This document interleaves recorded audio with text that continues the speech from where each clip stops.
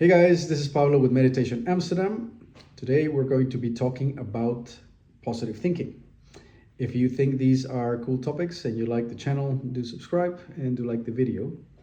And now straight into the topic at hand. So I remember the very first book I ever picked up was called The Power of Positive Thinking, and I was really taken in by it. It was back in '97. I was a teenager at the time, and I was really interested in this. It seemed all very plausible, and it had very seemingly powerful arguments. But then when I tried to apply it, it didn't really work, or it worked sometimes, but not in other occasions, and I could never find out what the pattern was behind it. Later on, as I continued to read more on the topic of self-development, I came across literature and videos that said that positive thinking doesn't really work, but instead what works is taking action and then educating your brain and showing it that you can trust yourself and this kind of things. And so to me, the topic remained sort of unresolved until I came across something that finally rang true to me and which accurately described my experience when positive thinking did work, and also my experience when it did not work and what was the difference between those two. So I'm going to tell you right up front what the difference is according to my current understanding of things, and then I'm going to elaborate why that is the case and what you can do to make the most out of positive thinking in this case.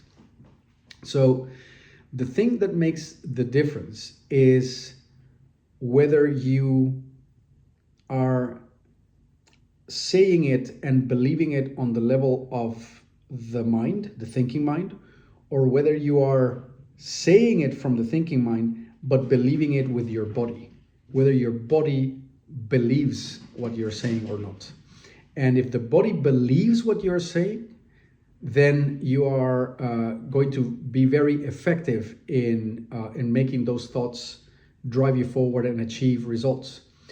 It doesn't necessarily mean that you're going to get what you want, because external circumstances might teach you a different lesson or divert you into a different route. But you will certainly be infinitely more effective than if you only believe it with the mind. Now, one idea that crossed my mind on how to drive this point home is when you speak of the confidence that you hold towards a certain topic, just notice how you express yourself about it. We never say, "I really think I'm confident about this." Instead, we say, "I feel very confident about this." And that's the language of the body. So the language of the thinking mind is verbal and visual, but the language of the body is somatic and guttural. It's feelings and also emotional tones, right? Those are the ones that connect body and mind, of course. So when these things are aligned, when the words that you're saying and the sensation and the body are in touch with each other, when they confirm each other and you have this coherence, this integrity in what you're saying, then you're onto something, and then the power of positive thinking is going to propel you forward. And I've noticed that, whatever topic I'm talking about, at least personally, if the body confirms it, then the positive thought has a lot of momentum and weight behind it. If the body doesn't believe it, I will immediately feel somebody, a little thingy a little devil in my left shoulder saying, "You're bullshitting yourself. You're saying that you believe it, you really want it, but in your heart of hearts, you don't really think you deserve it, and so you're not going to get it. You're going to sabotage yourself. You're going to second guess yourself. You're going to take actions that are contrary to what you're supposed to be doing, or you're going to procrastinate, you name it. You're going to do something or interact with people in a way that is going to make them sort of feel iffy about you. You name it, it's going to come across in everything you do."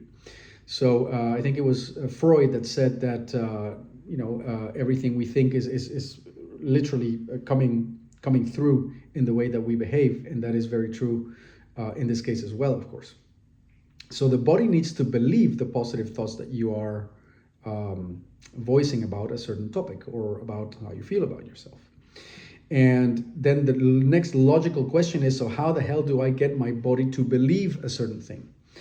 And that's where a lot of the topics that we discuss in this channel become relevant, because in order to find that out, you need to analyze different areas or layers of the mind to really get to the bottom of why the body still doesn't believe it, and how to get the body to believe this positive outcome, or this positive direction, or this positive trait that you want to be confident of having. So here's the essential understanding behind it. The body mind system that you are has within it all the positive and negative traits that ever could be, because your body mind is the outcome of many natural iterations all coded within, right? So it has it all in there, but we only navigate a fairly narrow band within that.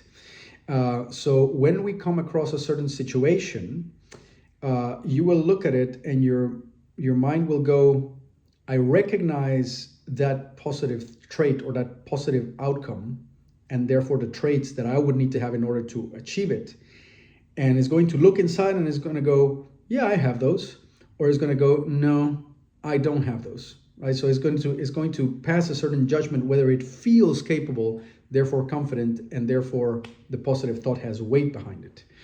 Now, here's the interesting part about it is, because it's all contained inside, the fact that you are looking at a positive trait that you need in order to achieve what your positive thought wants, the fact that you can recognize that trait means that it is inside, and the question is not whether you have it, the question is whether you can access it.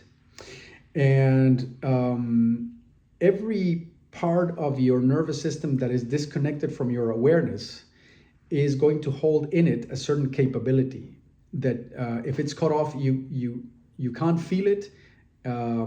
You don't have sensitivity towards that trait or towards that ability, and therefore is not unlocked for you. It's not available to you.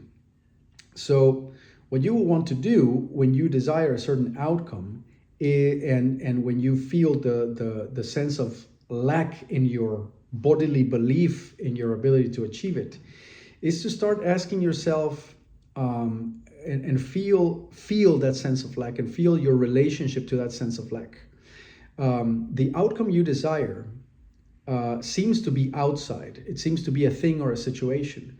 But really, what you desire is the being in touch with the ability that can produce that situation naturally all the time if you feel like it. That's what you really, really want, right? So when very, very successful people lose everything, their businesses go bankrupt, or things of that kind happen, inevitably they always say the same thing. They say, listen, this is a certain circumstance that went wrong, but I have within me the fountainhead. I have the ability to produce that. I know how to make contacts. I know how to build businesses, create brands, create appealing products. I know how to make a pitch, how to raise venture capital, you name it, right? So that capability was not lost. What was lost was something external that had been built. And that's the core confidence that they have, is not, I did it once, it was a one-off, but I'm totally insecure about it. You don't really want that. What you want is the ability to generate. So that generative ability resides within, but it may be locked or unlocked depending on whether you are completely in touch with that part of your self, your physical self, quite literally.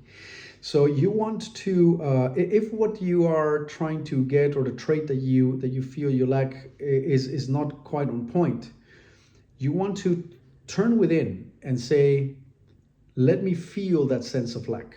Let me feel that bodily lack of belief. Let me pinpoint it. Let me feel the pain and the potential anxiety and fear and discomfort, emotional discomfort that it causes me. and let me work on resolving that, and let that be my focus.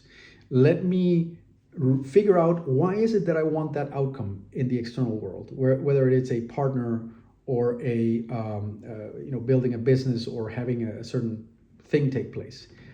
What is it that I will believe it'll give me?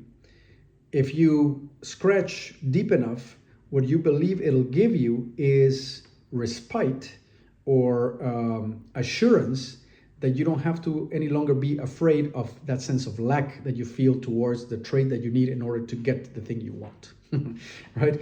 That it's such a I don't even know how to describe it. It's such an irony that that the mind thinks that chasing the outside is what gets you what you want, where what you want is the fulfillment.